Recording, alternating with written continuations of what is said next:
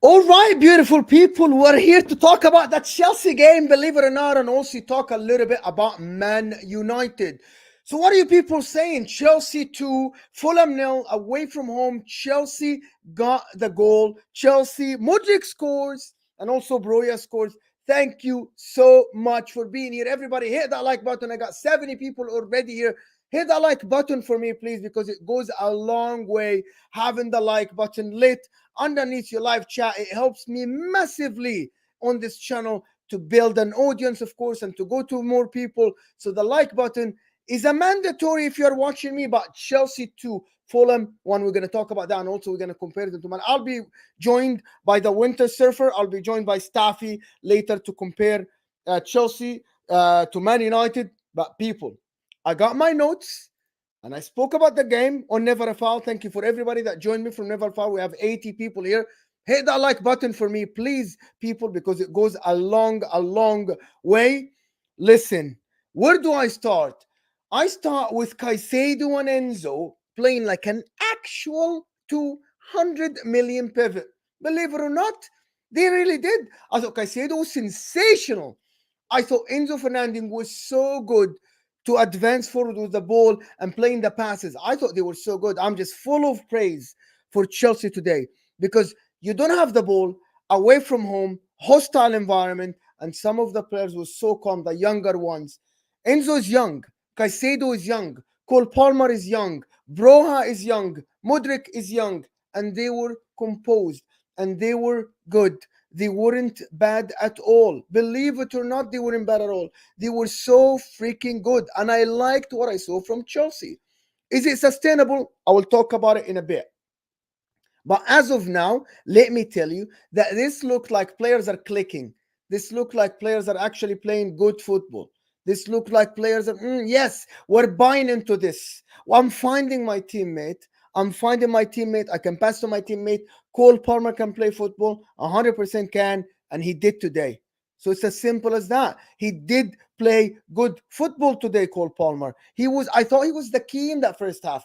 Between the line, moving from the sides inside, leaving the line, leaving Robertson on the side and playing inside and getting the ball and passing the ball to Broja behind the line. I thought that was good. I thought that was very good. I thought Kukurea was very good. But thank you, everybody that joined me. Make sure to hit that like button, people. Come on, guys.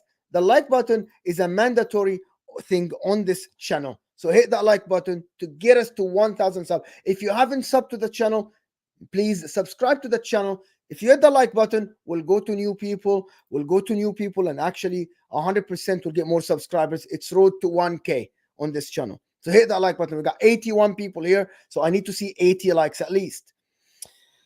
Let's start with how Chelsea set up. They were actually set it up with the pivot Gallagher. People said, no, I want to see Cole Palmer in the 10, and people wanted to see Sterling.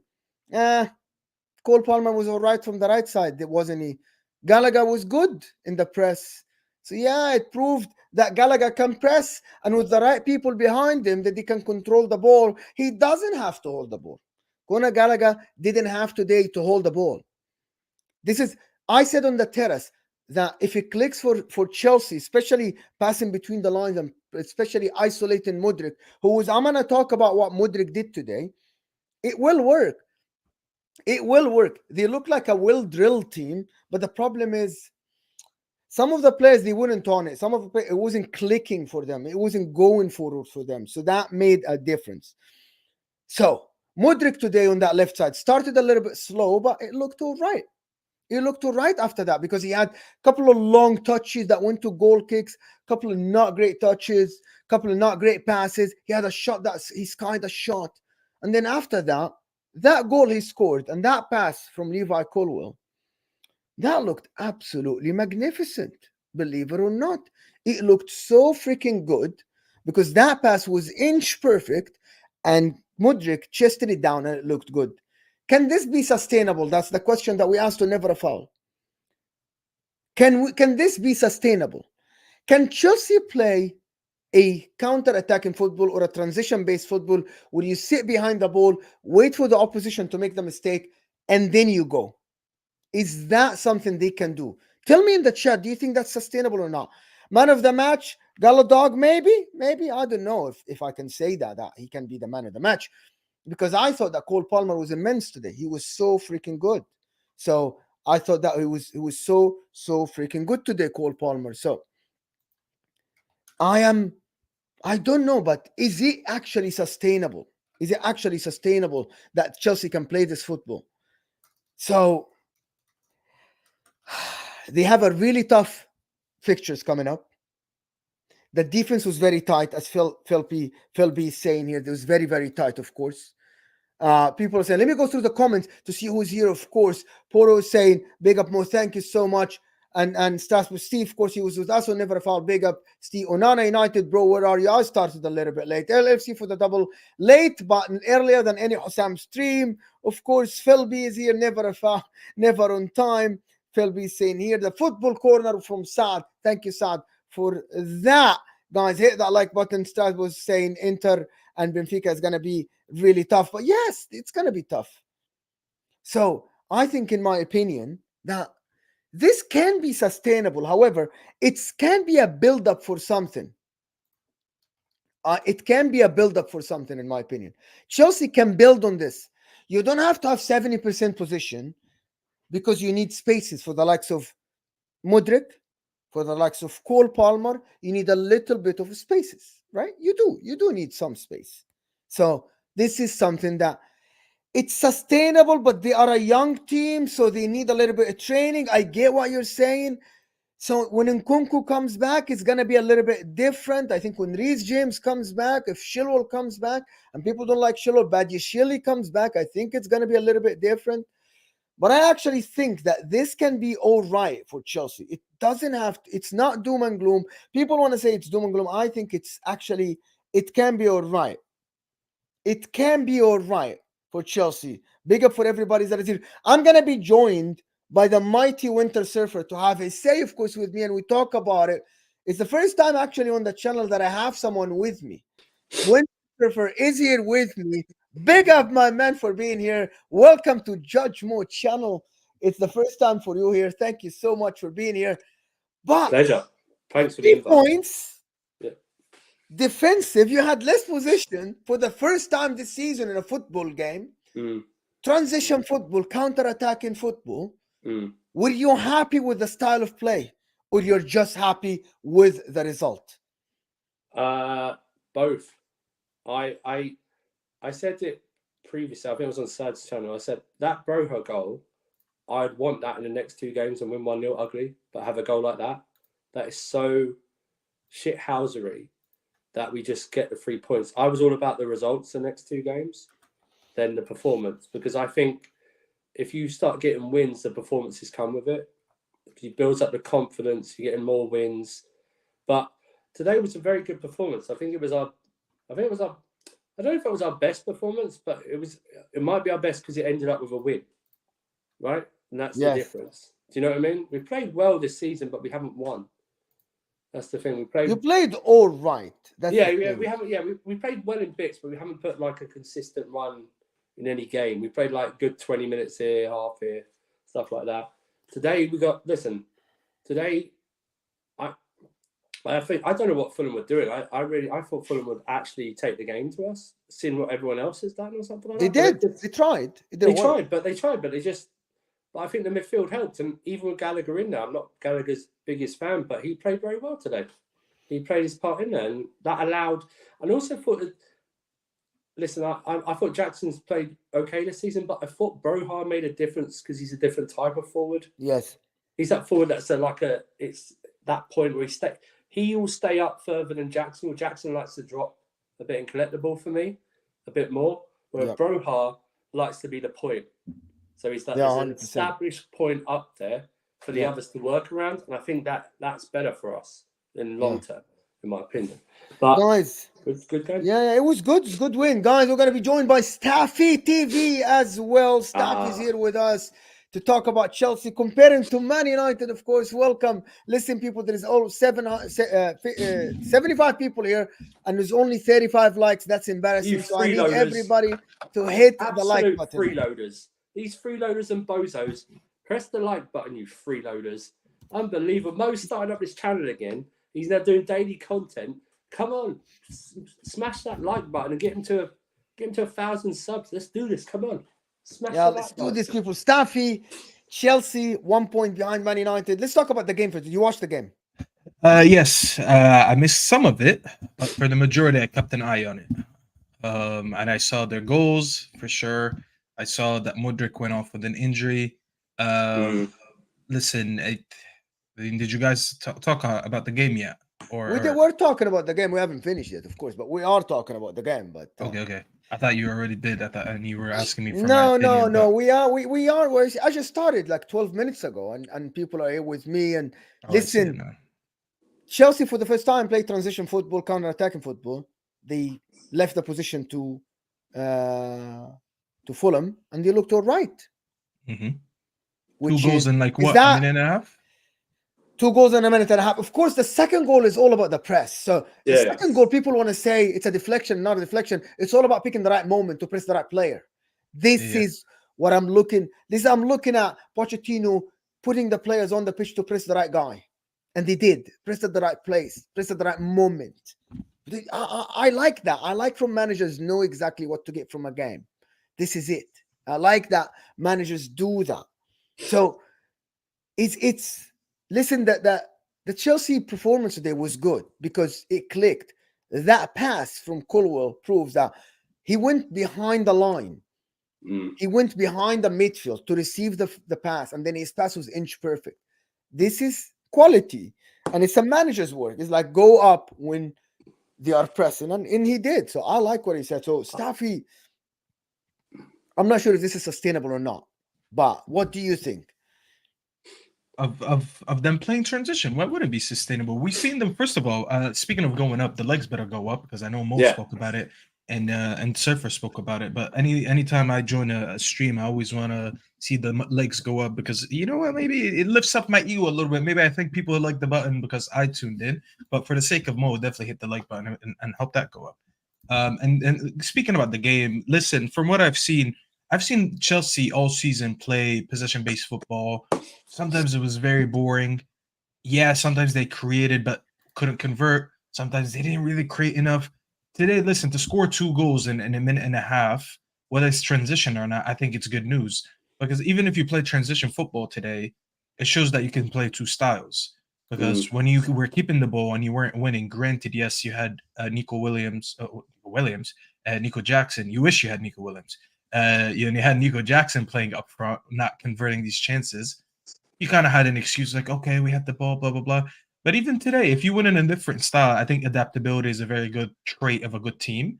I saw the bits that I saw of the game today were, if I was a Chelsea fan, I'd be optimistic, because it didn't look like a smash and grab, because people like to associate transition or counter-attacking football with smash and grab, which is not really it. Mo said it perfectly.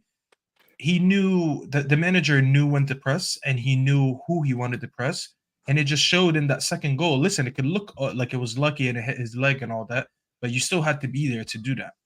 And I'm not gonna lie, Broja looked like a breath of fresh air for Chelsea, because Nico Jackson, yes, he works hard, and people talk about his running on and off the ball and all that, but Bro looked a little bit better than him today. I'm not gonna lie. You know, he had that one chance that he skied. That, by the way, I don't know, was it offside or not? I think they called it offside after. But when he skied that, I was like, "What the hell is going on?" But overall, I would be optimistic about this Chelsea performance, because you've had some decent performances with no results. Today, I think you had a decent performance, a different kind of performance, and you picked up the result, and you were away from home. I personally, I'm in the mud because I predicted you guys to lose in El Ahwa. And there you go. That's more points that I lost. It's like I can never know with you guys. I bet on you 1 week. I mean, I predict you to win 1 week. Then I lose. Then I predict you to lose. Then you win. So you guys are the reason I'm about to be last place in that league table. Well, I was on Sad's channel on Friday. I said 1-1, because that's just the way we've been playing. Like, just I've got no confidence in this team whatsoever, because I haven't earned my confidence. Like I said, 1-1. I mean, I think we just said it before you came. I said to Mo, I think Broja and Jackson are 2 different strikers. They're 2 different strikers. One will drop deeper, but one will stay up there and be a focal point. And I think that helps the rest of the team. It allowed, if you see it, Enzo was Enzo was back to playing where he should be playing majority of that game. Some of the passes today that he was doing, he looked like he was just in training. He was like, he was just like, yeah, this and that. And I also felt that Cole Palmer really showed a lot more to his game as well today. I do like him. He's very strong on the ball as well. I don't think people actually notice that. He doesn't get shaken off the ball a lot. Some good touches, some good passes and stuff like that. And I just thought it was a good build, good confidence building. I think they took something from that Brighton game. I really do. I think even though it's a cup game, I think they took something from that. Can I just say though, Colwell's pass to Mudryk for the first goal. Yeah. And still though, Mudryk though to chest that and hit that with his weaker foot as well. That was a good finish. I like that. I just hope he's not injured. I just hope he's not like out. Someone is attacking you in the comments, Surfer. If you want to respond to that. Yeah, saying why Hussam is here. Of course, big up Hussam is saying why is Andrew smiling? What a fraud! Hey, they won a game, Hussam. You lost 3-point collectors. Sam, if you were on this stream, you'd be at the bottom, bro. Losers are at the bottom, okay? 3-point collectors this week. I'm at the top, yeah? 3 points, yeah? Hey, don't worry. 3-point collectors. No complaint about the referees there. Yeah, but referee stuff here. I'm not like on this channel. Try not to be shameless. You are 12. I don't know how many times this is going to happen, but I've got to take the chances as I can this season. I said to Roy earlier, never foul. Probably this is the last one you're going to see until December 16th. As I said, it might be until December 16th. It might be the last one you see until December 16th. But to be honest, it clicked. The fullbacks going up, Cole Palmer, Enzo and Gallagher, and Caicedo today played like the Caicedo of Brighton. Very calm on the ball, passing the ball, getting it back. It worked. Yeah. It worked. Yeah. And I'm like, it's not only that you didn't have the ball. It's not that. When you had the ball, you were calm. You were passing the ball from Santos. Yes, he had a couple of places that, like a couple of passes that were bad, but it was calm. It was composed. It was between the lines. It was Enzo getting on the ball behind the midfield of Fulham. You made Paulinho look like someone who's running after the ball for no reason. He wanted to his mind is so Munich, man. You could tell that guy. He's like he wasn't on the game today. He wasn't on the game today, and I don't know. Like, to be honest, like Chelsea today looked like a team that we knew where to hit Fulham, but I'm gonna say that still experience is needed. Yeah. If you go against a big team, I'm not sure if this is sustainable. You need your injuries back. You need your players back. Mudryk was okay, was all right. He scored a brilliant goal. But again, other than that, he was direct, but he lacks experience in the final third. Yeah. He really lacks experience, when to hold back, when to stay on the ball. You know, like he's like I'm going to take the ball and just run. You know what I mean? Yeah. Just run with it. Cole Palmer looks like a good player. Very, very good player. I'm full of praise for Chelsea today because you won against Brighton, but also in the league. Is it your second win in the league? Yeah, it's the second win in the league. After Luton, yeah? After Luton, This is not. I'm not sure we're flat track bullies at the moment. That's were you one of the Pochettino out people? No, what I'm saying is I'm Poch. Oh, the truth, Andrew. I'm Poched out. Don't make me check VAR. I'm Poched out. I said I was Poch out, but I don't want him sacked. The thing is this. I'm Poch out because of he completely flipped from preseason to now, right, Mo? You saw it. Yeah. You saw it. Yeah. There's no explanation as to why to continue some of these things. But listen, you continue doing stuff like this, then you'll get people supporting you more. I don't want him sacked. I really don't at all. I'm not like this. I'm Poch out but I don't want him sacked, which is kind of weird to say. But he needs to start doing more and more of this. But what necessarily did he do right today, Surfer, in your opinion? And I'm sorry to take over here as a host for a second, but I don't think anyone had Broja starting today at all. I didn't see him in any of the lineups or anything like that. That was a big surprise to everyone, seeing as he'd only played 11 minutes and 22 minutes in the previous two games on his comeback. And he didn't really. I know Enzo may have thought Enzo started as a 10, but I think he just allowed Enzo to drift and just do what he wanted and not play that 10. He kept Cucurella at right back, which it worked. I thought it actually worked on William. People think William is 35. He doesn't create anything. William creates a lot. Williams Williams ages. He'll be one of these guys who can still do something at 39, 40. Do you know what I mean? He's one of those guys. Korea had him really well on the wrong foot as well. Like, it was good. I think also he didn't really rotate that much, which probably helps. You don't really have to. We're playing once a week. I mean, we played Wednesday and Monday, so we had a 5-day gap. So he didn't really need to rotate. And like I said, I keep saying, give people a run in the side and they might do something. Like we keep saying, I want Mudryk to have a run in the side and let's see what he can do. But isn't he injured now? Did he get That's injured? the problem. That's the problem. I don't know what. Unlucky. I don't know what, because he's who's injured? like always. Mudryk. I think no, they said it's just precautionary. Like it wasn't like actually injury. He sort of jogged off the pitch. He wasn't like limping. My main concerns were Enzo and Caicedo looked like they were limping a bit. Caicedo definitely, but Enzo looked like it. But maybe Enzo just does that anyway. If anybody gets injured from that team again, you just have to, like, someone has to, like, I don't know, slaughter a goat or something, or just sacrifice something to gods. Because it's they need bukhur. As if you don't know, I know you don't know what is that, but you need like this voodoo thing around the club. It's ridiculous. Like incense or whatever it's called. If anybody else gets injured from Chelsea, that would be absolutely ridiculous. Ridiculous. I think what you said is true, though. They need Broja, of course. Exactly that. I think what's true is that if we can start building momentum, but then add the injured players back, that will help as well. So you add a Reece James back, you can Cuckoo back. You just get a few good players, get Badashile back, stuff like that. Just add them into a team that's on a good run, then it just helps their integration back into the side as well. But we're just one game at a time for me. So. Chelsea defense is hella thin. Well, but that's because Chilwell is injured, Badiashile is injured, Fofana is injured, Reece James is injured. Who else is injured? Malagusto has a red card. So five players are out. And they still had 4 defenders on. So they have 9 defenders on the roster. 5 of them are out for whatever reason it is. And we still got, I think we've got a joint or second joint best defense with Arsenal. We've only conceded like 5 or 6. I think so. You conceded 6 goals, I think. But clean sheet. I thought Thiago Silva learned from last game. He's like, I'm not fucking about. I'm giving the ball first. You saw it. Did you see how quickly he gave the ball? I'm giving the ball right away. I'm just clearing that my 18. I'm not playing around. I'm not making another mistake. He looked all right when he did that. He read the game really well from that left side, to be honest. He read the game covered behind Kulul really, really well. This is a very, very good and a positive thing I saw today from Thiago Silva. The one I want to talk about, and Staffy, I want to get you in here as well. Disasi, though. Why is Disasi getting a lot of hate? I know, Staffy, I know you want to jump in. I'll just say this. I truly believe it's from the Chelsea fans who love Cobham, who love Trevor Chalobah. I think it's that.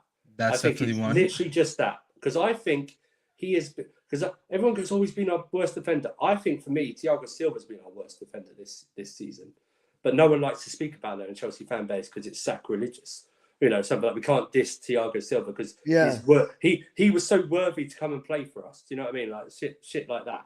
But I'll just say this. Disasi, for me, he was thrown into the deep end right away. No preseason. Remember, his first game with us was Liverpool. The first game of the season. And I thought he's played well, but I don't know what it is. It's an easy target, but on it stuff. It's very easy target, as you say. It's a very what it is? easy target. Go ahead. You know what it is, Andrew? But plus what you said, I agree with you because I've heard some Chelsea fans say that as well. Because there's the Chalobah thing. Everyone loves an academy player, and once he's being replaced by someone else that some people don't rate, it's easy to come at him. I think it all started with football Twitter, if I'm being honest with you. When they kept calling him the French Maguire and all that because he was slow, his stats of his sprints were slow, whatever, before he even kicked the ball for Chelsea. I think it's been a joke since. And to be honest, a lot of people can't make their opinions for themselves. So they hear one thing, they're like, okay, I'm just going to go with that agenda. And they won't watch Chelsea for a while. And they were like, Chelsea lost. Okay, let me just call Disasi shit so I can fit in and I could sound like I have something to say. Because I've watched him a few times. I watched Chelsea about 3-4 times this season so far. And every time I watched him, he never looked like the worst one on the pitch. I'll tell you that, whether you guys won or lost. No. You know what I mean? Even the Liverpool game, that goal that I forgot who scored for them when Mo Salah made that assist. Diaz. I was like, Diaz, yeah. And Yeah. I was like, by the way, that's Reece James not tracking back. Yeah. That's not Disasi. Yeah. Like Disasi, is he the fastest player on the pitch? I don't think so. I think it's a joke to keep calling him the French Maguire. But the guy, the way he reads the game, I think he reads the game pretty well. I think his defending has been pretty well. And as you said, he hasn't been your worst defender. Like, I watch him. I don't watch him. If you don't tell me about football Twitter and all the jokes and the agendas, and if you just tell me to watch with my eyes and judge on what I see, I don't look at this ass and I'm like, yo, this guy is horrible. How do you have this guy? They definitely need Badashile back and Fofana back. You can't wait to replace him. I don't look at him that way. I think he's a decent player. I think he's a decent center back, and he's doing his job. And I'm sorry, as you guys said, this defensive stats, you said what? You conceded only 6 goals, 5 goals? 5 or 6. I think we're level with Arsenal or something. Bro, that's not bad. City's the only one. But I will say this, it makes me laugh. Chelsea fans got really bad memories. This was the same fans who was talking about the same with Badashile before he signed for us, before he started any game. Who's Badashile? What's he done? Blah, blah, blah. And then they often forget, Fofana, when he started for us, he made several errors when he started for us. In the Chelsea, but they forget that. It was actually so bad for you guys in parts last season. This guy will have a stellar game, right? But he'll make one mistake that won't lead to anything, right? Not even like a chance. And they're like, oh, see, we told you. We told you. Yeah, but Thiago Silva, before this game, have a crap performance after crap performance. Nothing. Oh, it's the players around him. It's the players around him. It's not his fault. It's never his fault, right? Never his fault. It's never his fault. Because of his resume, bro. That's all it is. It's only because of his resume. I like him, but it's like he's like John Terry and Ricardo Carvalho rolled into one. We can't like he's that good or something. It's like, no, bro, you've been here 3 years and you've been great. But you know what? You're not fallible. Do you know what I mean? Do you know what I mean? If Disasi made the mistake that he made last game, if I'm being honest with you, he has made mistakes. But no. Remember the mistake that the Silva did last game that led to the goal? Oh, it would have been slaughtered. They would have crucified him. would have been slaughtered. Oh my God. They would have ended him, bro. Oh my God. This career is done. This guy's the not media good. would have killed him. It doesn't suit the Premier League. But guys, you know Chelsea Twitter and Chelsea Spaces, Thiago Silva wasn't even mentioned in that build-up to that Villa goal. It wasn't even mentioned. We had to remind people of that. That actually, Thiago Silva aired the ball. Yeah. Aired the ball like right before it led to it. But it's one of the things. But I agree with you, Mo. I think, you know what, when they say they don't read social media, you know, he had that interaction, I think, after the last game, he had an interaction with someone saying that I think he looked at it. I think he does look at social media, or someone in his team does, and tells him, you just need to get the ball away from you as quickly as possible. You just need to defend. Yeah. You don't need to pass it anymore. Just give it to others. They're better at passing than you. They're quicker than you. Guys, please, guys, hit that like button. There is still over 70 of you here, and we're not on 50 likes. So the like button goes a long way. The like button is how I keep bringing you this free content, how I get this channel monetized. Hit that like button for me, guys. It's underneath your live chat. Close the live chat, hit that like button, and come back chat with us. We're not going anywhere. I promise you we aren't. Just hit that like button for us, please, because it helps the channel massively. Also, Staffy's TV is actually in the description. Make sure to check that out. It's just a link to click that, and then it will take you to Staffy TV. You can subscribe there. Of course, me and Staffy are going to go live at 2 in the morning UK time, talk about the Champions League and how Man United are going to get slaughtered against Galatasaray. Not necessarily that. Not necessarily that. Not the second part, but the first part, yes. Ziyech is masterclass with Wilfried Zaha. But Chelsea, no European football. No European football whatsoever. This is the chance for Chelsea to build. The difference between Chelsea and Manchester United, and I want to come to that in the last part before we wrap it up in the next 10, 15 minutes, is there is pressure on Man United to bring results today. If Chelsea comes 5th or 6th this year, it's an improvement over the last year, especially with the injuries. Yeah. But Man United, they have to do Champions League football. They have to. Like, I think that Chelsea, if they go 5th or 6th or something, barring the financial situation at Chelsea Football Club, which is, people are telling me they are all right for the next 2 years with FFP, it'll be looked at improvement. Even though I said you have to challenge for the title with the money you spend, but realistically you won't. The difference is Man United is under pressure to get results today. because they're already in the Champions League. Mm. So who's in a better position at the moment? There's 1 point between you guys in the league. Both of you didn't have the greatest start of the season. Chelsea look more drilled than Man United. That is my opinion. And by the way, I said that from the second game of the season. I said Chelsea look better than Man United. You've been consistent. 100%. They look better than Man United. People just didn't see that. Even though I predicted Man United to come fourth, I didn't know that they're going to be that bad.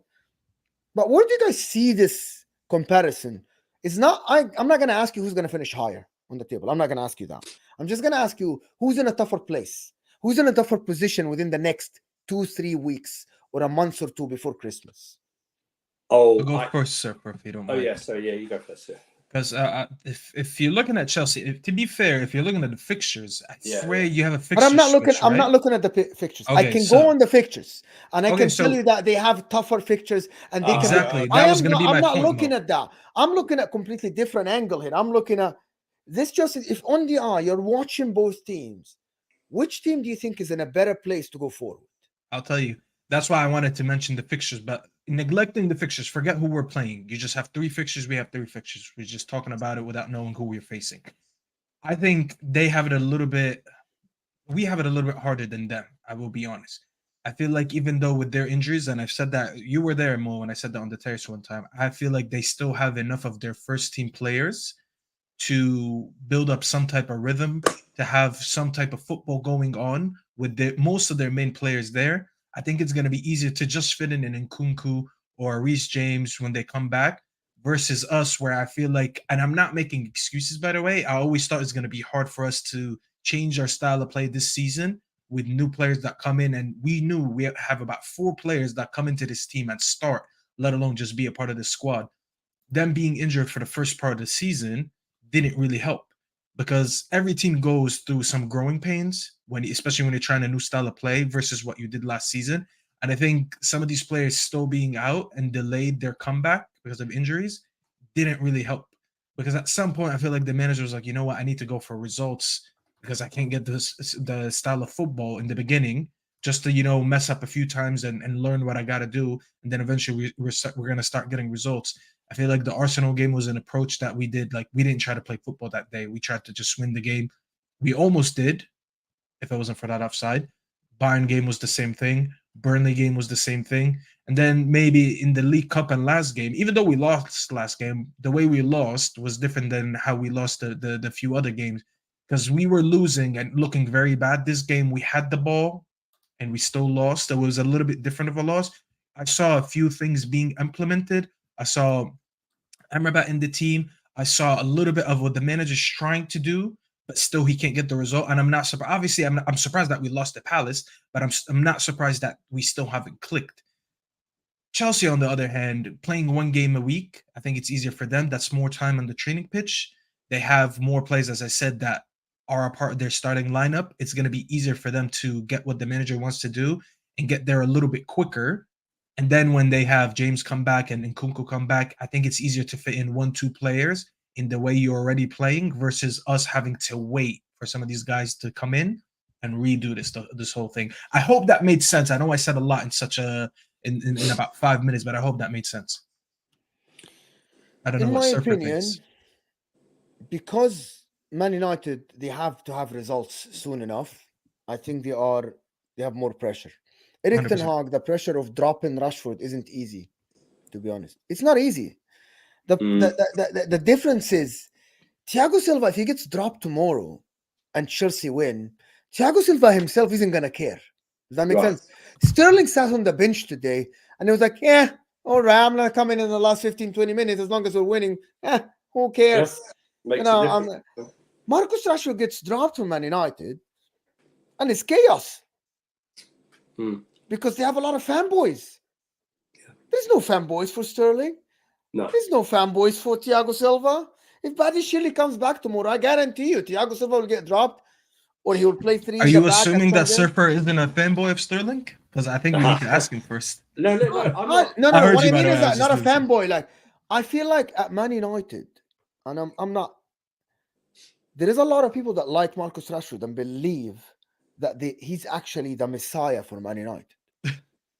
I'm serious. No, No, I know. I They deal with believe, them every like, day. I believe that Marcus Rashford is a fantastic player, and I believe that Bruno Fernandes in the right system can be absolutely very, very creative. However, it's absolutely strange to me that everything has to go through these guys. I'm like, sometimes you just have to let the game go to the other people, get the other people involved. Like, I saw Thiago Silva today clearing for his time, left foot onto the stands. Well, look, it's all right. The game is required. Like, the game asking for this. I'm just gonna do it. You know what I mean? I am not gonna be that guy that is stubborn. Enzo today was putting in tackles, was dropping deep. Caicedo was doing the same. Yeah. And I'm like, these guys are 100 million. And I feel like if you ask Marcus Rashford, maybe it's just me. I feel like this guy, Marcus Rashford, if you ask him to do something that is not to his liking, he might throw a tantrum. Like play number 9. He might throw a tantrum. Like when they asked him to play number 9, he just can't. Like, do it. yes, Staffy, what do you think about that? Like, if you ask, I feel if you, I'm gonna repeat myself again. If I heard you. Yeah, it's for me. I'm like, Bruno Fernandes is not that guy. Bruno Fernandes will play. Bruno Fernandes wants to be on the pitch. Yeah, he's in that guy. Bruno Fernandes would run his ass off. Bruno Fernandes would do everything. I remember when Mourinho was asking Marcus Rashford to track back and everything, because Mourinho is a tough coach. I feel like everything is catered to Marcus Rashford at Man United. Do you believe that? 100%. I said that, yes, actually, on my channel yesterday, Mo. I said the issue is Ten Hag now has to make a decision to either die on his sword. And his sword right now is that he's building a team hoping that Marcus Rashford can replicate what he did last season. What did Marcus Rashford do last season? He got all the goals for us. He had 17 goals in the league. He had 41 GA. He had 30 goals in all competitions. He is building a system in a way where I'm going to work on everything else, but Rashford, you're going to be my main guy to get me the goals in the meantime. We did not build a team that gets goals all around. We're not Arsenal, as an example. Arsenal, you look at them and you don't know who the top scorer is going to be. It could be Odegaard, it could be Martinelli, it could be Saka. You don't know who it is. Same as City a few years ago when they didn't have a striker. You didn't know who their top striker is going to be. They're just going to get the goals around from all around. For us, it's Rashford or nothing. And that's not necessarily a thing that it's like, oh, Rashford is our best player. I don't think he is. I think we're treating him as he's our best player. We're making him our focal point. And now, right now, I believe the manager is dying on his sword because he's persisting with something, but he's not getting the same result he got last year. The result was Rashford getting all the goals. Now, without Rashford getting all the goals, who else scores? Because we didn't build a team to cater for everyone else. However, I do think he has the options, and I'll tell you why. You have Højlund this season. Listen, is Højlund a world beater? No. Is Højlund going to score 25 goals this season for us? No. But he is a different point that you can work on. You can make him a focal point for a few games and try to see how it is. Listen, instead of having a winger that's going to get me all the goals, I'm going to put a winger who's going to try to feed my striker the ball, because we didn't try that last year because we didn't have a striker. We had Weghorst, and we knew he wasn't going to get us the goals, and Marcel was injured. We have something different to rely on this season. We can build a system where, listen, I might try to have the striker and the wingers chip in with more goals rather than just going to Rashford.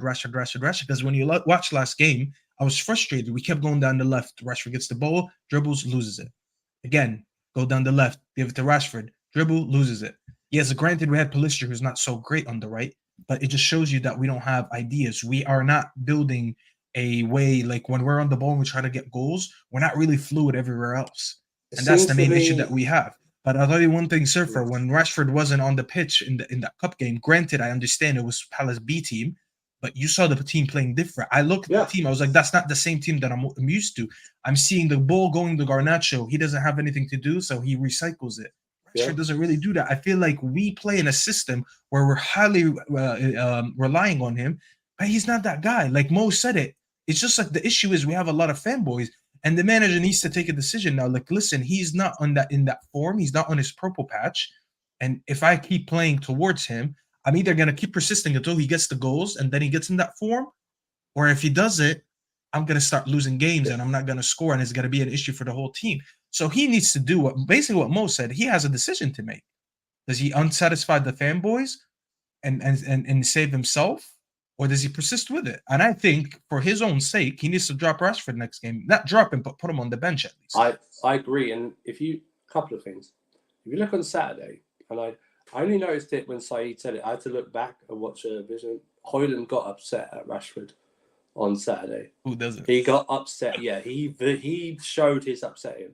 And second of all, you're doing what we didn't do at Chelsea with Hazard. You're building a team near enough around a guy who's not the guy, and we didn't build a team around a guy who was the guy. That's the difference. I think Rashford is a great complementary piece. He's not the main guy. He is not the main guy whatsoever. He's a good player. He doesn't do anything. Bro, let's face it. Without Rashford last season, you would have been holding hands with us in 11th or 12th or something like that. Most of it. It's scary how parallel Manchester United and Chelsea are. Manchester United are just Chelsea, but they've got Rashford. That's what it is last season. That's all it is. No, I actually disagree with that. I actually think that Man United last year at home, they were so solid defensively. They had a plan and they executed the plan. I just wanted the same plan to go for the away form. Actually, Man United at home last year, they were controlling, apart from Man City, Arsenal, and Liverpool games, by the way. They were controlling every single game, controlling the ball. I actually disagree. I think this is a little bit reactionary. Because away from home, they were atrocious last year. They freaking lost 9. How many games did you lose? 9. 9 games away from home last year. 9 games. It was ridiculous. Wait, no, we lost to the top 9. You didn't win in 9 games away from home. It's not that you lost.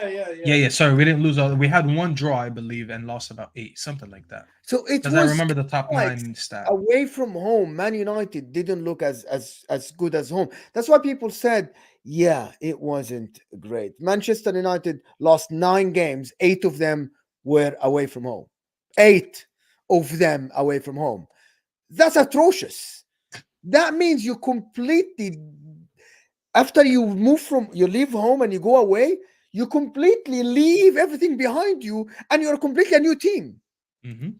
We had 2 teams last season. It's literally 2 mentalities, 2 teams, 2 sets of players, 2 different managers. 1 at home, 1 away from home.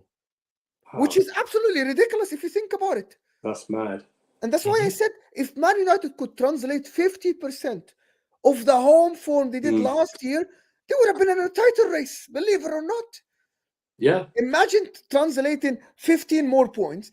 They got 75 points. They would have been in 90 points. They wouldn't have beaten Man City because Man City would have been getting more they would have points. pushed Man City. They would have pushed. But they would have been like Arsenal.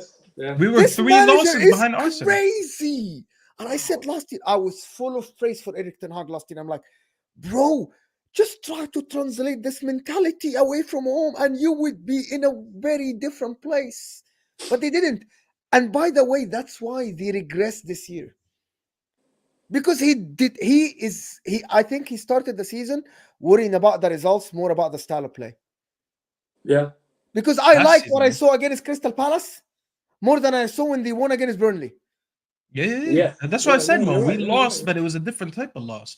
It's not like the other games that we lost, or even we had some wins that didn't look as pretty. I mean, losing the Palace wasn't pretty, but the way we played was actually better than some of the wins. But the football wasn't that bad. Yeah. Which is something that people asking for, and I said I was okay with the praise. Remember, guys, they lost to Crystal Palace for a goal that should have been offside.